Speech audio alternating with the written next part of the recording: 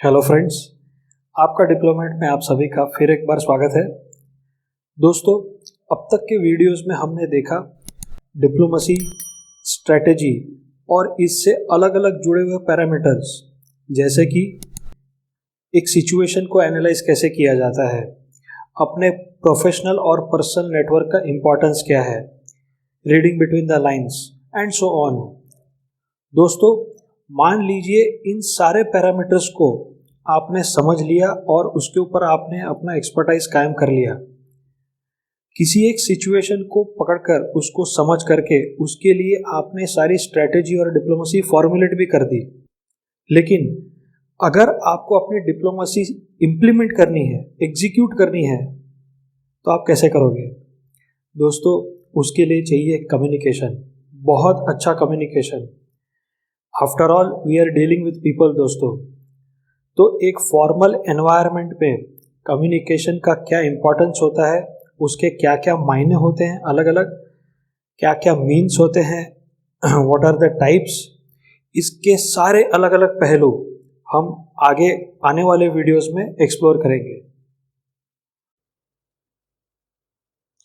अक्सर ये देखा गया है दोस्तों, इस पर्टिकुलर एस्पेक्ट में फ्रेशर्स जो है सबसे ज़्यादा कंफ्यूज्ड होते हैं। रीज़न बीइंग, उसको पता ही नहीं होता कि मेल जो है वो रिक्वेस्ट मोड में जाना है या फिर इंस्ट्रक्शन मोड में। लिखते समय आपका टोन क्या होना चाहिए। दोस्तों, इवन सीनियर मैनेजमेंट में भी ऐसे लोग देखे हैं जिनको पता है कि आगे करना क्या है, लाइन ऑफ एक्शन क्या होना चाहिए, कम्युनिकेशन को किस डायरेक्शन में मूव होना चाहिए, लेकिन जब वो अपने सीनियर से इंटरेक्ट करते हैं या तो फिर किसी दूसरे डिपार्टमेंट से इंटरेक्ट करते हैं, तो वो अपने मैसेज को सही तरीके से कन्वे नहीं कर पाते। दोस्तों, इससे बुरी हालत होती है छोटे छोटे वेंडर्स की। इनकी मोस्टली दुकान जो है वो वर्बल कम्युनिकेशन पे चलती है।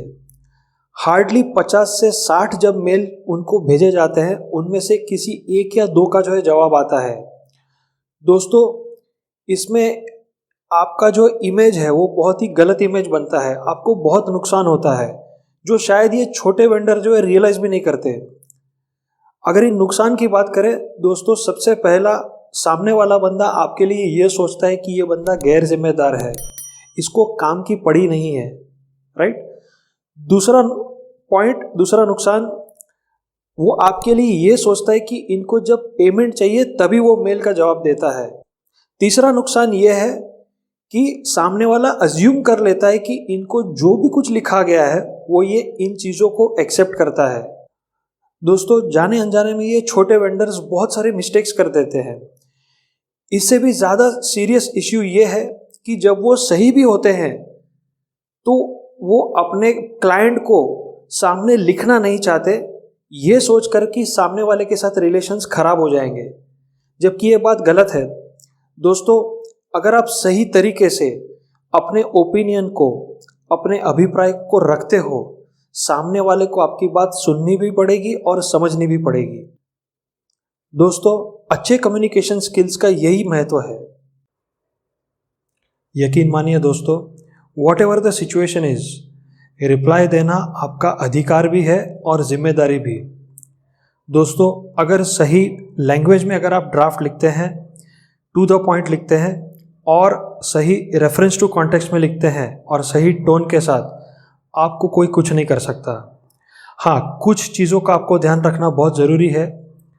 एक, आपने जो कुछ भी कम्युनिकेशन करना है वो आप अपनी मान मर्यादा में, यानी कि आप अपने लिमिट्स में रह के करना है।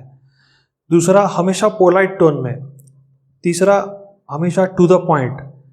और हमेशा टाइमली कम्युनिकेशन का बहुत ज़्यादा महत्व है। प्यास आज लगी है, आप पानी खल नहीं पी सकते, बराबर। अभी अभी जिन पैरामीटर्स पे हमने बात की दोस्तों, ये जस्ट ब्रीफ अंडरस्टैंडिंग के लिए, यूं मान लीजिए it is just tip of the iceberg. दोस्तों, अच्छे कम्युनिकेशन स्किल्स के तरीके, रिक्वायरमेंट और इम्पैक्ट, ये सारा अलग अलग हो सकता है, यानी कि केस टू केस, लेकिन फंडामेंटल्स यही रहेंगे। दोस्तों, इसी के साथ हम अपना पहला वॉल्यूम यहाँ पे समाप्त करते हैं और अपने अगले वीडियोस से कम्युनिकेशन स्किल्स और उससे जुड़े हुए तमाम पैरामीटर्स पर एक स्ट्रक्चर्ड तरीके से आगे बढ़ने की पूरी कोशिश करेंगे। टिल देन, आपका diplomat is always with you. Thank you very much for your precious time. Bye.